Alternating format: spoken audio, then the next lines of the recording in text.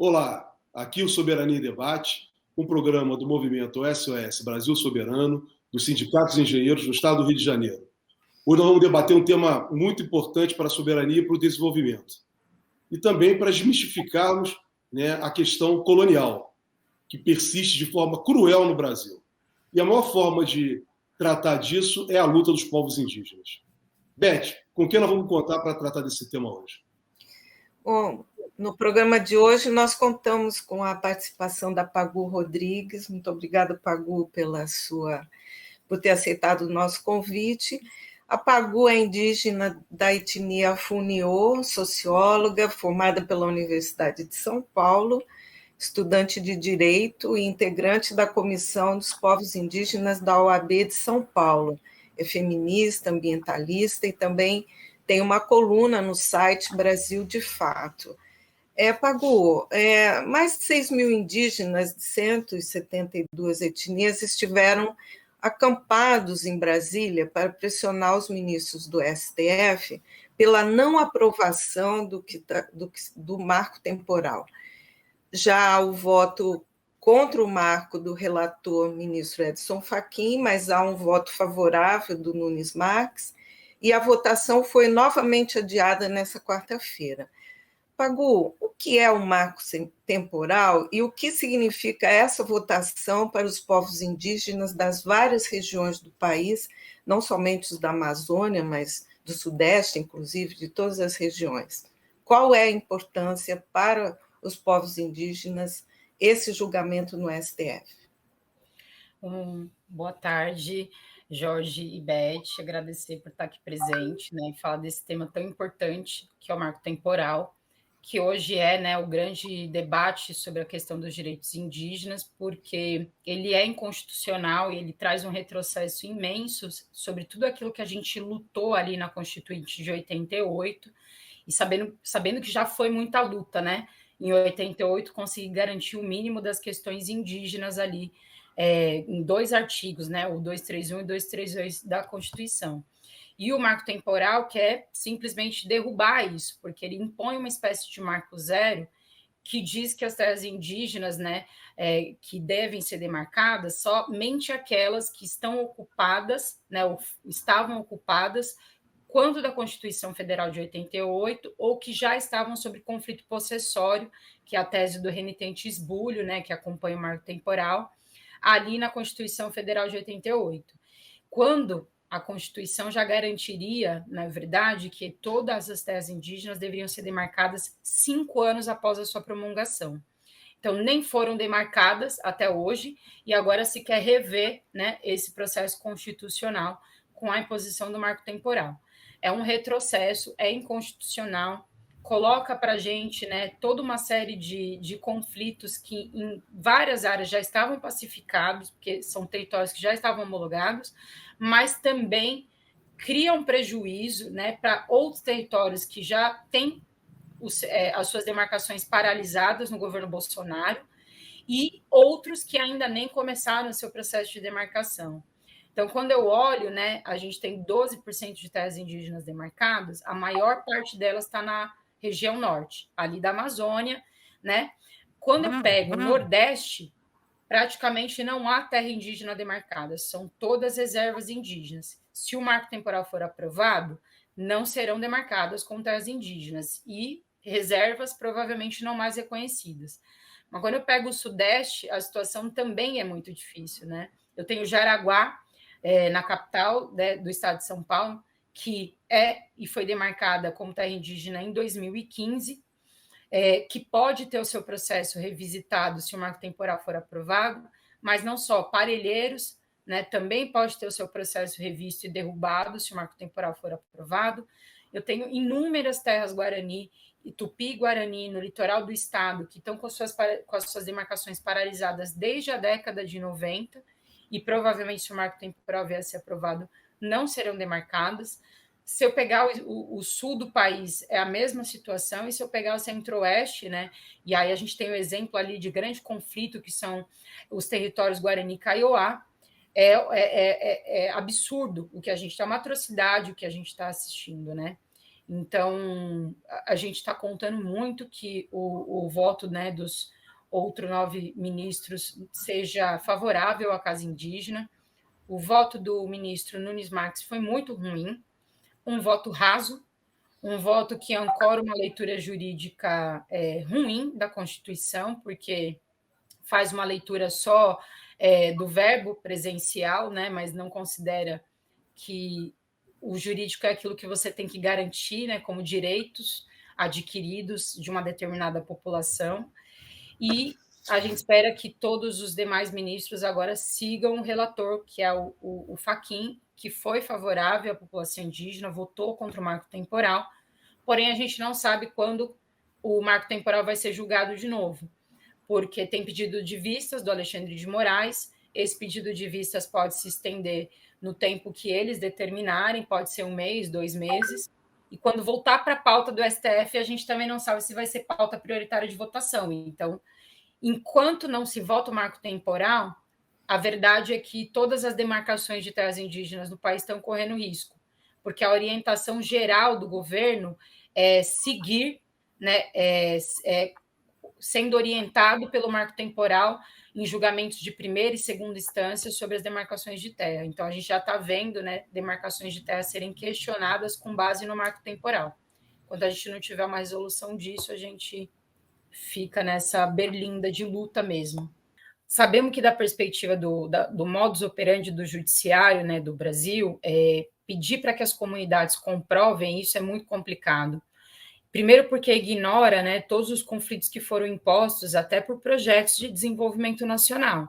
Podemos olhar aí algumas datações históricas, como o governo Getúlio Vargas, podemos pegar a ditadura militar, depois dos anos 90, né, com o crescimento do capital financeiro, do liberalismo, e que foram retirando, né, terras indígenas nesse tal de desenvolvimento nacional, e colocando conflitos, abrindo, né, portas para o agronegócio, para o ruralismo, para a mineração, e isso tudo passa a ser ignorado quando você diz que as comunidades é quem tem que provar essa permanência. A gente sabe que se a gente fosse basear numa tese de justnaturalismo, né, de direito natural, esse território todo ele originariamente é indígena, mas não é com base nisso que a gente tem reivindicado esse processo. Embora a gente tivesse mesmo esse direito natural, a política de demarcações de terras não era um debate da população indígena até a ditadura militar, e no momento que a ditadura militar começa efetivamente a confinar a população indígena em territórios, porque até então a gente podia circular livremente, vamos dizer assim, e aí na perspectiva de retirar terras nossas, eram deixados só pequenos espaços que a gente pudesse permanecer, é que a gente passou a reivindicar a política de demarcação de terras. Então, é um retrocesso debater marco temporal. Sabemos que ter que comprovar não há garantia nenhuma de que o judiciário acate, por exemplo, as provas que viriam a ser apresentadas por essas comunidades.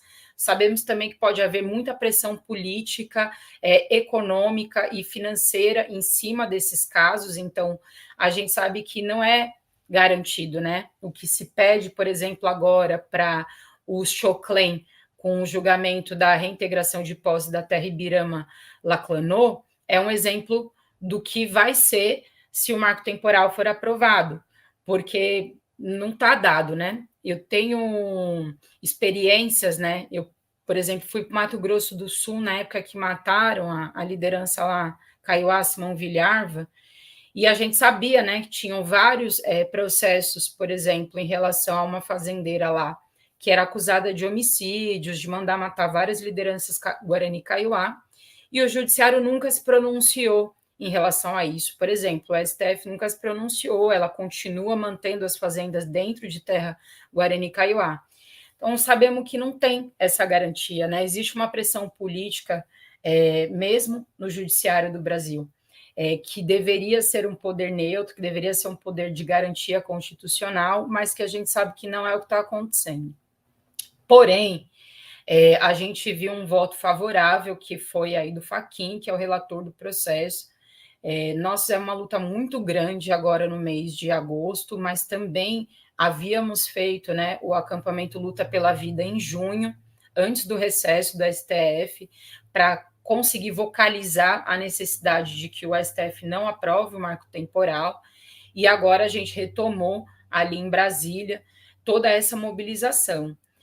E, infelizmente, né, a gente só teve o voto ainda do Fachin, e agora o Nunes Marques já votou favoravelmente ao marco temporal, um voto bastante ruim, na verdade, bem com argumentos bem rasos sobre a política constitucional de demarcação de terras, e aí, em seguida, o Alexandre de Moraes pediu vistas do processo. Então, a expectativa que a gente tinha de que o julgamento terminasse agora, em setembro, ficou adiada, a gente não sabe mais para que data, porque com vistas do processo, pode ser que quando voltar para a pauta do STF, que o STF também não vote como prioridade, e isso vai arrastando uma condição que é a seguinte: uma grande parte hoje das demarcações de terra no Brasil já segue a orientação em primeira e segunda instância, quando há casos de judicialização, sobre o marco temporal. Então, a gente já tem processos em que o marco temporal tem sido considerado no julgamento de primeira e segunda instância. Enquanto o STF não toma uma resolução sobre isso, a gente não consegue caminhar também, né, em relação à derrubada da orientação geral que é dada pela Advocacia Geral da União sobre as demarcações de terras. E essa orientação da Advocacia Geral da União foi dada a partir do governo Temer. Então, veja, né, todos os governos que são bancados e chefiados pelos ruralistas já vêm orientando essa política do marco temporal sobre as demarcações de terra. Mas da onde surge, né, esse marco temporal? Ele surge lá em 2009, quando foi demarcada a terra indígena Raposa Serra do Sol. É muito semelhante ao que está acontecendo agora com a terra do Choclen. Havia um pedido de reintegração de posse, e a comunidade, né, da Raposa Serra do Sol entrou, né, pedindo que a reintegração de posse não fosse realizada, e o STF julgou e colocou uma série de condicionantes para fazer a demarcação da Raposa Serra do Sol. E uma dessas condicionantes era o marco temporal. Só que não garantia uma repercussão geral, como é o que está dado hoje. Era não vinculante às demais demarcações de terras. Então, só serviria como condicionante para Raposa Serra do Sol. A comunidade conseguiu provar que era originária daquele território e, portanto, foi garantida a demarcação. Porém, em 2013, o STF, né, como já havia essa discussão, né, de em outros julgamentos você vincular o marco temporal, o STF disse não é vinculante e passou daí a estabelecer que não era regra geral para as demarcações. Mas em 2017 isso foi revisto de novo, né, como política do Executivo, como política de Estado do governo Temer, e tem sido levado à frente agora pelo governo Bolsonaro, e essa é a condição, vamos dizer, jurídica das terras indígenas. Quais, eu acho que são as implicações políticas mais profundas se o marco temporal vier a ser aprovado? Um é recolocar conflitos em territórios indígenas que já estão homologados, o que é muito grave, porque a gente sabe que no norte do país, mesmo e apesar de uma grande parte da maior percentual de terras indígenas demarcadas estarem concentradas na região norte do Brasil, os conflitos ali já são grandes, né? Com grileiros, com poceiros. Se você aprova o marco temporal, você vai recolocar e aprofundar esses conflitos. Em territórios como o Nordeste, em que as terras indígenas, a maior parte não tem homologação, são só reservas indígenas reconhecidas, você não vai ter mais demarcação desses territórios. E nós estamos falando de um Nordeste inteiro que é indígena, né? E que durante muito tempo na história desse país não se reconheceu a presença indígena no Nordeste, né? Isso foi ser política de reconhecimento a partir da década de 50, mais precisamente nos anos 2000 é que a gente tem, por parte da FUNAI e do governo brasileiro, um reconhecimento da retomada de uma série de etnias que era ignorada no Nordeste. Então, ali a gente já sabe que o desastre, né, se o marco temporal for aprovado, vai ser imenso. E quando a gente pega o Sudeste, a gente pode pegar aqui as terras Guarani, que são um exemplo, né, de um conflito gigantesco. A maior parte dos casos de demarcação de terras aqui é judicializado, e eu vou pegar o estado de São Paulo, que é bem marcante esse processo. O governo federal, via de regra, faz o processo de homologação e o governo do estado, né, porque uma boa parte dessas terras indígenas Guarani estão em área de sobreposição de parque, faz o quê? Entra com mandato de segurança, mandando suspender a demarcação. O STF, nos últimos casos, como foi o caso do Jaraguá, julgou favoravelmente, manteve a demarcação. Mas se eu pegar algumas aldeias aqui no litoral do estado, a situação é mais complexa ainda. E o que vai acontecer é que, se o marco temporal for aprovado, é que o Jaraguá vai ter a sua demarcação derrubada, Parelheiros vai ter a sua demarcação derrubada, as territórios, né, como São Vicente, Praia Grande, Santos, Vale do Ribeira, que estão com seus processos de demarcação paralisados desde a década de 90, não vão ter mais essas terras demarcadas. Nós estamos falando de um contingente de terra tupi-guarani imenso no estado de São Paulo, e não, né, vai ser um desastre. Se a gente pegar no sul do país também, nas manifestações, a maior parte dos ruralistas estavam presentes ali na frente do STF, eram do estado de Santa Catarina, pressionando mesmo em relação à terra do Choclen, mas eram, de fato, senhores do agronegócio. Eu estava lá em Brasília, a gente estava numa situação eminente de risco, de conflito com eles, alguns armados, né, e chamando a gente de vagabundo, e eu pensando, né, nós estamos aqui numa luta, todo mundo dormindo no chão, fazendo comida na fogueira, né, ou nem dormindo, porque, né, teve noites que a gente nem dormiu, em vigília e tudo mais, e eles iam de manhã para a porta do STF, né, e à noite eles voltavam para hotéis, né, com carros de luxo. Então daí a gente já vê também, né, o distanciamento econômico e os interesses econômicos que estão implicados quando essa galera vai lá pressionar o STF pedindo marco temporal. É isso, né? Eu não vou me estender muito, acho que eu falei bastante, né? Agora, nesse primeiro momento. Não, falou bem. Você está nos ajudando também os nossos internautas e telespectadores a compreender esse tema, que é um tema, como eu disse no início, duríssimo. É um tema colonial. E como você colocou, Pablo, é uma diferença, uma desigualdade, né, gigantesca. Brutal, Jorge. Dizer que os índios têm que fazer a prova da posse da terra antes da Constituição e depois da Constituição, quer dizer, é uma coisa surreal. Né? Não é isso que está na Constituição, não foi esse o espírito do Constituinte de 1988, quando tratou da questão indígena. Não Exatamente. Foi. Não foi.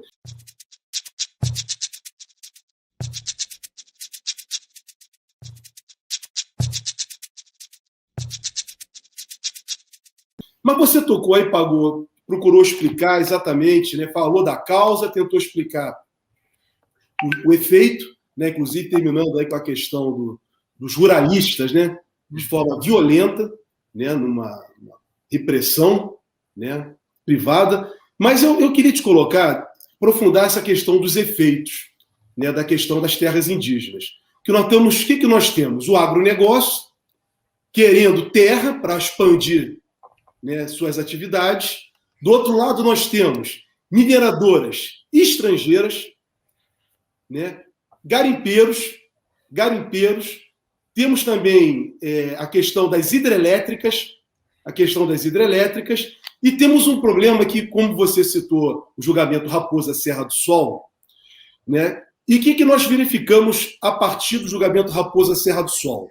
De 2003 a 2009, no campo, né, onde também os povos indígenas estão inseridos, de uma forma geral, houve uma diminuição de 2003 a 2009 do número de assassinatos no campo. E depois do julgamento Raposa Serra do Sol, aumentou o número de assassinatos no campo, tanto de ruralistas como também dos povos originários, dos povos indígenas, tem aumentado. Queria que você explicasse isso para a gente, se for possível, mostrar isso, porque isso é um verdadeiro massacre contra os camponeses e, principalmente, né, é o genocídio contra os povos indígenas. Jorge, é ótima pergunta, porque eu sempre digo, né, que o genocídio da população indígena ele está em curso no Brasil. Ele não é uma narrativa do passado da história, né, do Brasil. Ele está em curso, de diferentes formas. Né? O marco temporal é uma das maneiras de reafirmar esse genocídio.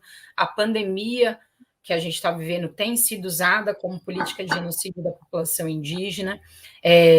Durante o governo Bolsonaro que mais se matou liderança indígena em conflito por terra, mas também lideranças camponesas e aí assentados, né, quilombolas, comunidades tradicionais. Está todo mundo, né, sobre esse risco iminente de ser morto num conflito por terra mesmo no Brasil, porque o governo Bolsonaro é um governo que incentiva a política da desigualdade fundiária.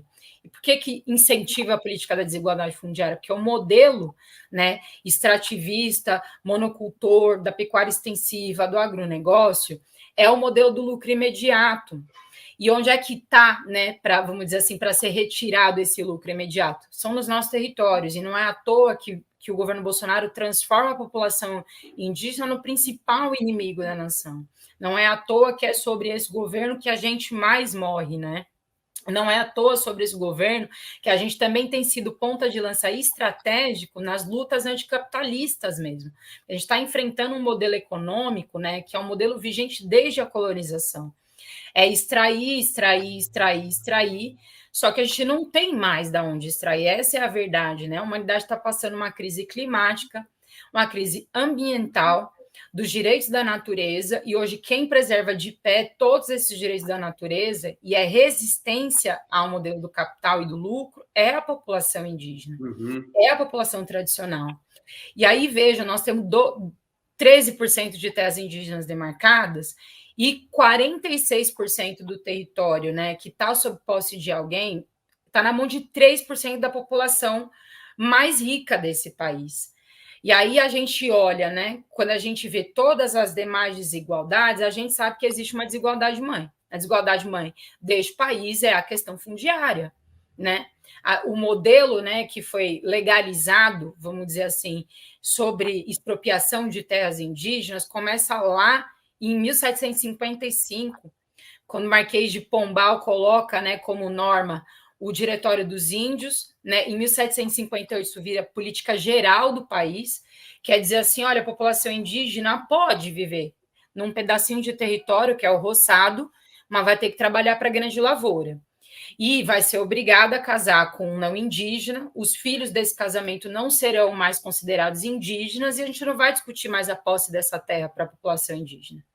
E aí, em 1850, a Lei de Terras faz reforçar esse modelo, né?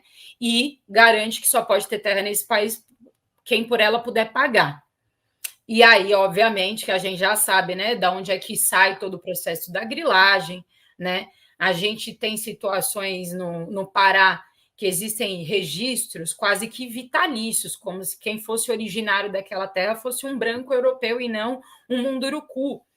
Então, é disso que nós estamos falando, e a partir disso a gente vai pensar todas as demais desigualdades, né? Primeiro, a escravidão de obra da população indígena, depois da população negra, e hoje a gente fala em semi-proletarização da mão de obra indígena em quase todos esses projetos de desenvolvimento, que inclui hidrelétrica, que inclui garimpo, mas que a gente sabe que, na verdade, estão executando trabalho análogo ao escravo, né? Em monocultura de cana, em monocultura de soja, em monocultura de feijão, no Nordeste, no Centro-Oeste, e os biomas sendo arrebentados, né? O Cerrado, a Caatinga, a Mata Atlântica, a Amazônia, e aí, né, quem é que está segurando isso de pé, né? Que eu sempre falo, né? O Davi Copenau fala assim, olha, né, quando o último xamã sucumbir, né, e a Amazônia for devastada, o céu vai cair. E a verdade é que quem está segurando esse céu somos nós, indígenas. A gente é 5% da população que preserva 80% dos direitos da natureza.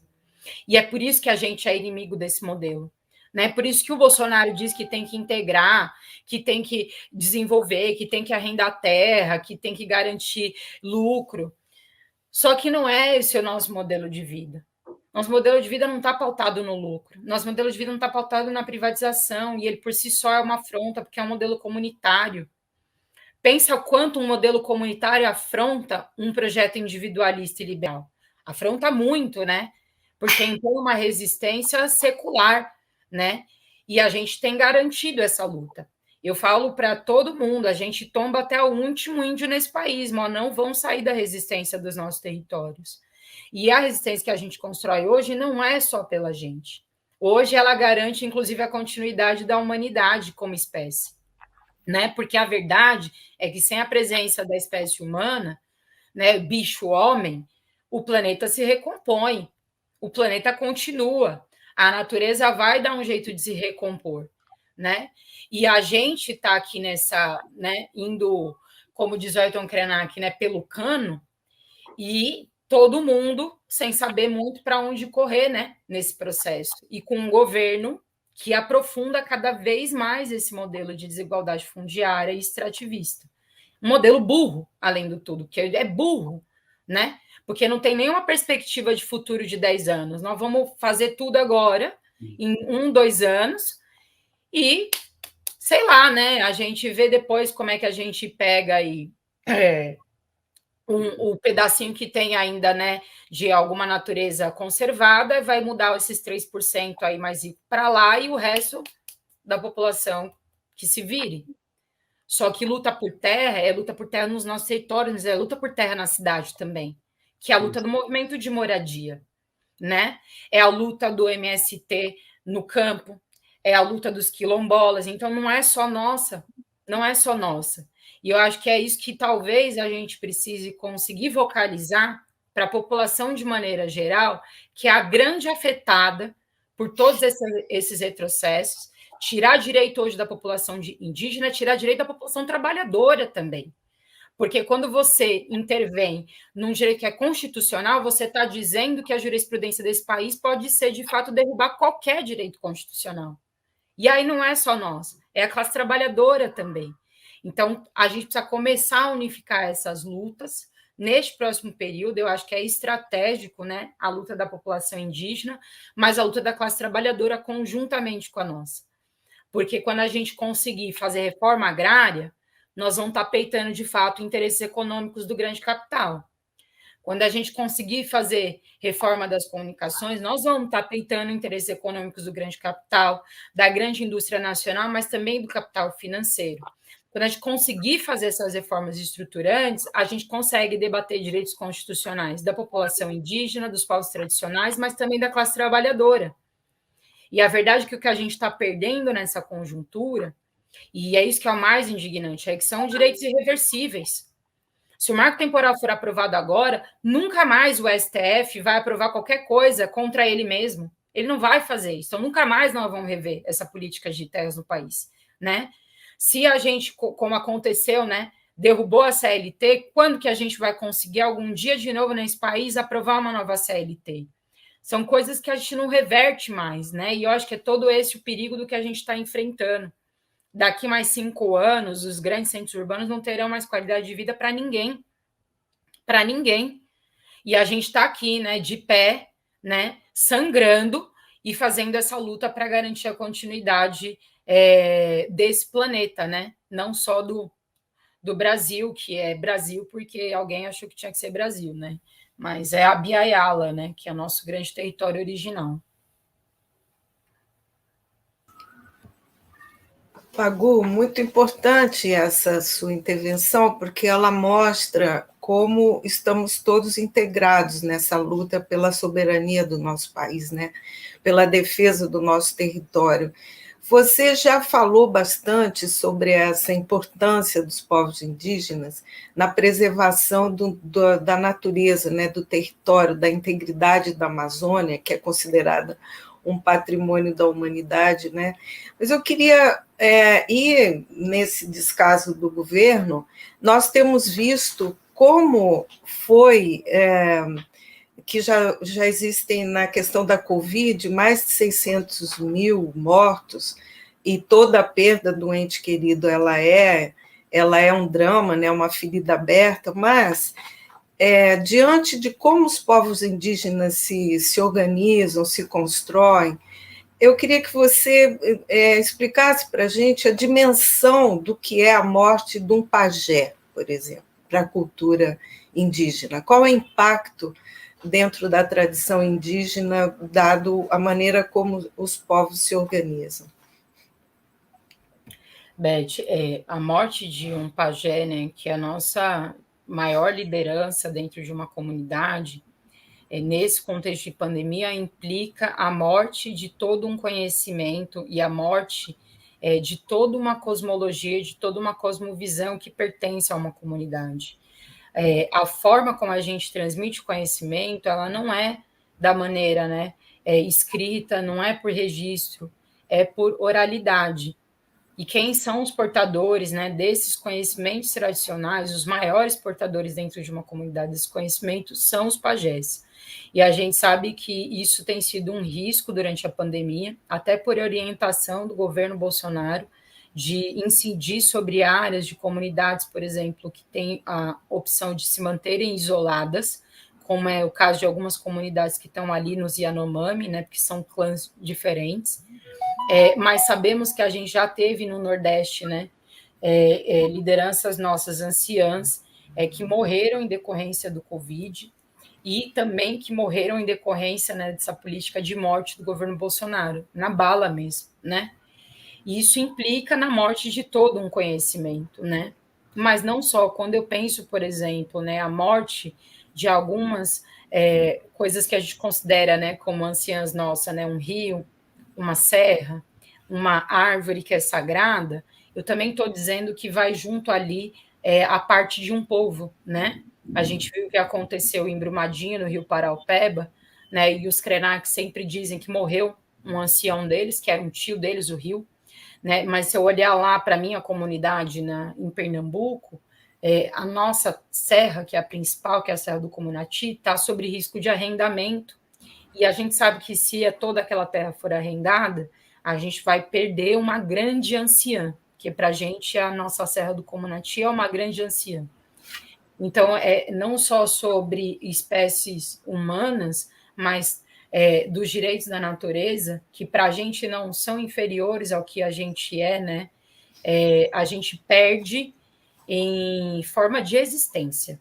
Quando a gente tem um pajé, quando a gente tem uma serra, quando a gente tem uma árvore sagrada, um rio morto nesse processo de desenfreado, né, de lucro, de individualização das coisas, e enfim. Então, é um risco, a gente já tem na Amazônia 19 línguas indígenas correndo risco de extinção nessa pandemia. Durante o processo de pandemia, eu construí algumas ações nacionais, né, então acompanhei alguns territórios. A gente sabe que algumas pessoas foram enviadas, né, contaminadas propositadamente para esses territórios, os contatos foram forçados, a grilagem cresceu 29% durante o primeiro período de pandemia, não à toa, na Amazônia, e como forma mesmo de, né, deixar a população indígena morrer. Isso também é histórico. O primeiro período todo da colonização, ele não foi marcado por conflito de guerra, ele foi marcado por guerra biológica. Você mandava propositadamente colonos doentes para determinadas regiões, para que os indígenas tivessem contato com aquela doença, morressem todos, e daí você pudesse ocupar o território. A gente viu isso acontecer durante a pandemia. A gente viu ser proibido, por exemplo, o envio de cesta básica, o corte na política de saneamento básico, a gente tinha profissionais de saúde que não tinham equipamento de proteção individual para atuar durante o primeiro período todo de pandemia, mas a orientação do presidente foi mandar 100 mil unidades de cloroquina para os territórios indígenas. Então, né, a política do fazer morrer. Então, eles decidiram, né, que iam nos matar, e nós decidimos que não íamos morrer, porque a gente foi em cima da nossa medicina tradicional, conseguindo, né, pouco a pouco, e mantendo algum controle da pandemia. Mas quando eu pego os indígenas de contexto urbano, a situação é ainda mais grave. O índice de contaminação de Covid na população indígena é 16% maior do que em relação à população de maneira geral. Que quando eu pego os de contexto urbano, em relação aos que estão em terras homologadas, é 5 vezes maior o índice de contaminação. E o Plano Nacional de Vacinação retirou a população indígena de contexto urbano desse processo de vacinação. Aí o STF foi lá e disse, tem que vacinar. Aí a FUNAI disse, não é problema nosso, os indígenas de contexto urbano se virem. E até hoje a verdade é que existe uma instrução suprema, né, e os equipamentos de saúde que estão sob o poder dos governos estaduais e municipais não orientam para as UBSs vacinar os indígenas de contexto urbano. Então, é uma política de genocídio, sim, o que está sendo feito nessa pandemia, e colocando em risco a existência de línguas e a existência de etnias que estão vivendo em contexto isolado. Pagu, nós vamos, realmente, toda a tua distinção que você faz a cada momento é muito clara, né? E você vai mostrando as contradições do sistema, né? Do sistema capitalista, da opção de um governo, não só o governo Temer, o governo Bolsonaro, né? Uma opção pela morte, né? Pelo massacre, né? Dos subalternos, vamos colocar assim. Porque é o massacre dos povos originários, é o massacre dos negros, é o massacre das mulheres, das crianças, dos idosos. Nós estamos tratando de subalternidade. Mas eu queria voltar num ponto que você falou agora. Você tocou na FUNAI. E queria dizer o seguinte: o que nós mais temos observado na questão indígena é a utilização do aparelho do Estado, né, por parte de prefeituras, por parte de governos estaduais, como vimos no caso de Raposa Serra do Sol, a atuação do Estado de Roraima contra os povos indígenas a favor dos arrozeiros. E temos visto isso em diversos lugares do Brasil. Queria que você falasse um pouco sobre isso e falasse também sobre o papel da FUNAI antes do golpe de 2016 e depois do golpe de 2016 contra a presidenta Dilma. Jorge, é importantíssimo falar sobre o papel da FUNAI, porque durante muitos anos, né, mesmo ali na ditadura militar, a FUNAI sempre cumpriu um papel, na verdade, de tutela sobre a população indígena, e na maioria das vezes na perspectiva de não garantir direitos sobre demarcações de terras, porque existia uma perspectiva de que era a FUNAI quem dizia quem era índio, quem não era índio no Brasil, né? E isso mudou depois da Constituição Federal, isso mudou quando a ditadura militar terminou. A FUNAI foi palco, inclusive, né, de apresentar indígenas, né, como se fossem pessoas a serem expostas durante um circo, durante, né, uma apresentação pública, né, como indígenas civilizados e tal. A FUNAI foi palco, né, de políticas desse tipo. Anteriormente, o SPI, o Serviço de Proteção Indígena, que depois virou a FUNAI, e já tinha, né, esse caráter militarizado, e isso foi mudando depois da Constituição Federal de 88. Então, o papel da FUNAI, a rigor, deveria ser a garantia desses direitos constitucionais. E isso vigorou, né, aí até o governo Temer. E com o governo Temer, essa orientação da FUNAI, e depois com o governo Bolsonaro, essa orientação da FUNAI voltou a ser muito o que era antigamente. Então, essa tentativa, por exemplo, de derrubar a autodeterminação dos povos indígenas e, por exemplo, pedir a heteroidentificação, agora você tem que provar que você é índio, né? Se você não provar que você é índio, você não tem direito a nada. É uma política da década de 70 do Brasil, percebe?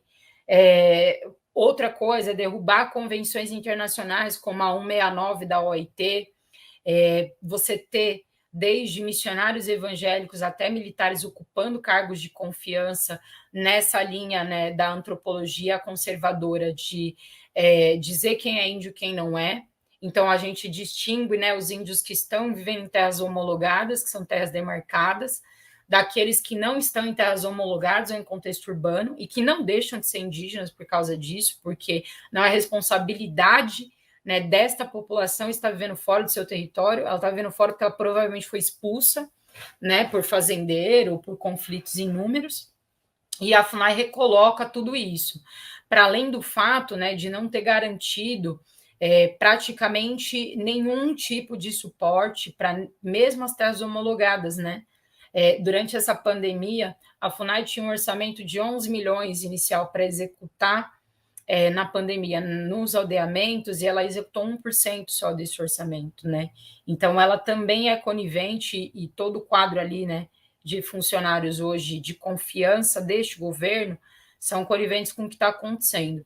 Não vou colocar aí os funcionários de carreira, porque os funcionários de carreira eles são outro processo, né? São muitas vezes profissionais comprometidos, antropólogos, sociólogos, advogados, mas que não tem autonomia, né, diante desses cargos de confiança maior, como é o presidente da FUNAI, os coordenadores regionais, né, que administram 3, 4 estados de uma vez e que não tem feito nada. Então, a FUNAI ela é um desastre.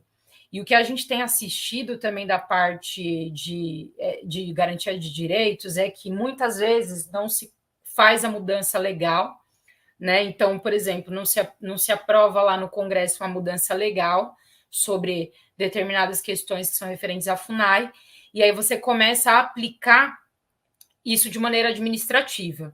Então, você solta resolução atrás de resolução, e essas resoluções são validadas e são usadas como orientação geral para a política da FUNAI. Uma delas é a questão da heteroidentificação.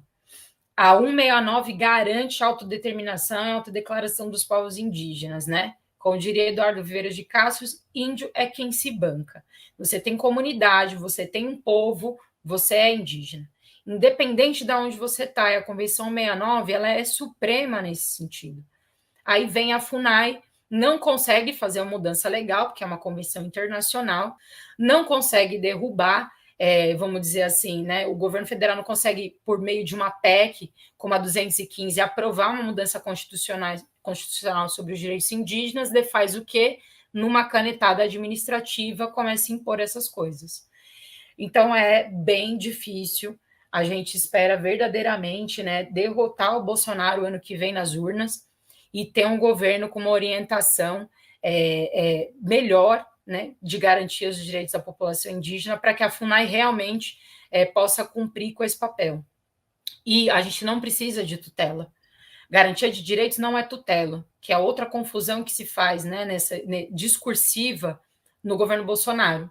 É dizer que a FUNAI, quando presta apoio à população indígena, está tutelando os coitadinhos e que a gente precisa ter autonomia e que a gente precisa ser integrado à nacionalidade. A gente já é autônomo, né? A Constituição já garante o Estado plurinacional, e por isso que a gente tem 305 etnias e contando o crescimento dessas 305 etnias. Compete à FUNAI garantir aquilo que é direito nosso. Saúde, educação, estrutura nas aldeias, demarcação de terras, que não é a FUNAI quem decide. Ao Estado brasileiro compete somente demarcar as terras. O direito de usufruto do que vai ser feito com essa terra é nosso, indígena, né? Então a FUNAI só tem que cumprir uma regra constitucional e nem isso tem feito nesse governo. Pagu, nós vamos fazer aqui agora o seguinte, vamos... Né, Beth? Você caminha, Beth? Quer que caminhe? Caminha você, Beth, aí. Por favor, essa questão do vídeo. Tá. Vamos lá. Pagu, antes da gente... Nós, infelizmente, nós estamos com problema de tempo, estamos encaminhando para o final, e a gente gostaria de te fazer uma última pergunta, mas antes... nós queríamos mostrar um vídeo que está circulando pelas redes, que tem uma narração da Betânia, que chama A Mãe do Brasil é Indígena. A mãe do Brasil é indígena, ainda que o país tenha mais orgulho do seu pai europeu, que o trata como um filho bastardo. Brasil, sua raiz vem daqui, do povo ancestral, que veste uma história, que escreve na pele sua cultura, suas preces, suas lutas. Nós somos um país rico, diverso e guerreiro, porém um país que mata o seu povo originário, aqueles que construíram essa nação. O indígena não é aquele que você conhece dos antigos livros de história, porque o livro de história não foi escrito pelo indígena.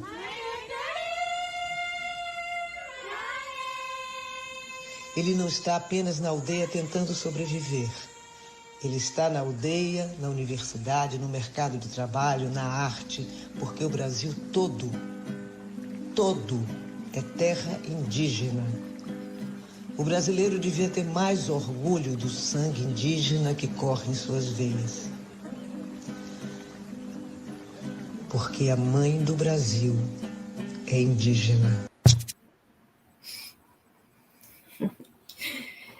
Nós achamos que esse vídeo ilustra bem tudo que a nossa conversa, e é também o texto é de uma mulher, Miriam Crechu, e a gente queria, então, porque o nosso programa ele sempre tenta levar um suspiro, um ar de esperança para o futuro. Então, dentro da construção desse país que todos nós queremos, soberano, altivo, com respeito aos direitos de todos os brasileiros, a gente gostaria de te perguntar, então, nesse projeto, quais são as principais reivindicações dos povos originários, qual é a principal esperança dos povos num futuro a ser construído?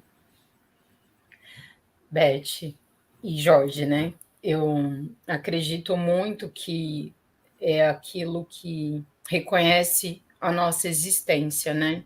Eu sempre digo que a gente tem uma cosmovisão de mundo que é integradora, que compõe com o que existe. A gente sabe conviver com o diferente, né?